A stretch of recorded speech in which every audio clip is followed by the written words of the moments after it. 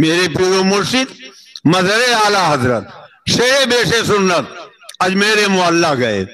جب وہاں سے پلٹے تو ایک مولوی صاحب مل گئے. کہا مولانا کہاں گئے تھے؟ کہا خواجہ پاک کے ہاں گیا تھا.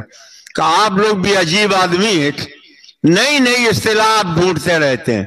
ہم نے سنا پاک دو، ایک اللہ پاک، دوسرا قرآن پاک، یہ تیسرا خواجہ پاک کہاں سے آپ لے آئے؟ تو مسکرا کر فرمایا یہ بتاؤ نماز پڑھتے ہو؟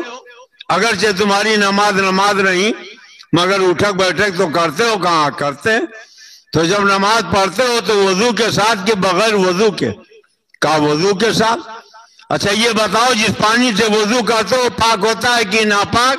کہا پاک ہوتا ہے. جب نماز پڑھتے ہو تمہارا بدن پاک ہوتا ہے کہ ناپاک؟ کہا پاک ہوتا ہے. جب نماز پڑھتے ہو تمہارا کپڑا پاک ہوتا ہے کہ ناپاک؟ کہا پاک ہوتا ہے.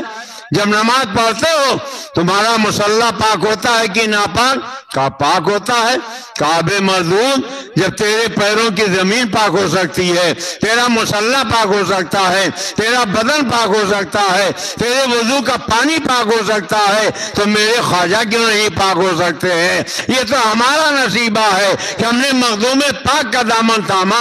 انہوں نے صابر پاک تک پہنچایا، صابر پاک نے ہمیں فرید پاک تک پہنچایا، فرید پاک نے ہمیں قطب پاک تک پہنچایا، قطب پاک نے ہمیں خواجہ پاک تک پہنچایا، اور خواجہ پاک نے ہمیں غوث پاک تک پہنچایا، غوث پاک نے ہمیں حسین پاک تک پہنچایا، حسین پاک نے ہمیں اللہ پاک تک پہنچایا، اللہ پاک نے ہمیں رسول پاک تک پہنچایا، اور رسول پاک نے ہمیں اللہ پاک تک پہنچا دیا.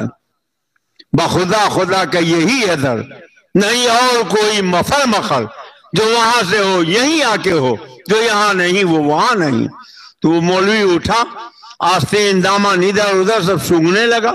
کیا کیا سونگ رہے ہو؟ کہ ہم نے پڑھا ہے کہ جنتی کے بدن سے اتنی خوشبو آئے گی کہ 500 برس کے دوری تک پہنچے گی.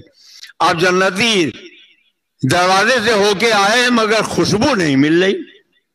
فرمایا جہاں یہ روایت تھی وہیں ایک روایت اور بھی تھی کہ جنتی کے بدن سے اتنی خوشبو نکلے گی کہ جنتی 500 برس کے دوری پر سونگ لے گا اور دوزخی بغل میں بیٹھ کے نہیں سونگ پائے گا. تو جنت کی خوشبو کے لیے ناک جنتی ہونا چاہیے.